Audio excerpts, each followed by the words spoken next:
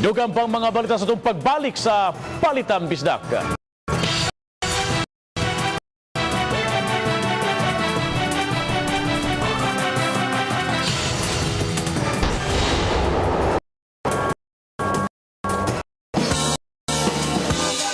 Build green, live green. Mao kini ang estilo sa panginabuhi nga gustong ipasinati ng Greenovate Corporation sa Buano pinaagi sa Green Home. Usa kini ka residential o commercial building construction nga nagamit og mga environment-friendly innovations alang sa responsable ug komportable nga pagpamuyo. Based on the prefabricated materials pagbuhat ng balay, ang amon lang karon nga gi-highlight is it would be environment friendly and we maximize use of recyclable and recycled materials.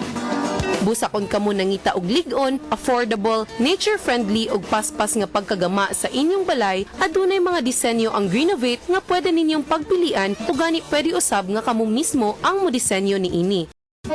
Will depend on what ecosystem again you belong to.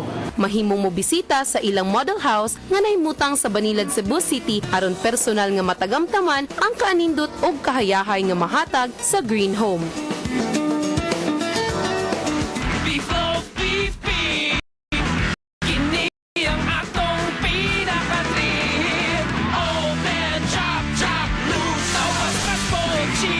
Argentina Beefloaf, karon DI3 new flavors. Kining programaha gihatod sa Balitang Bisdak ug Argentina Beefloaf.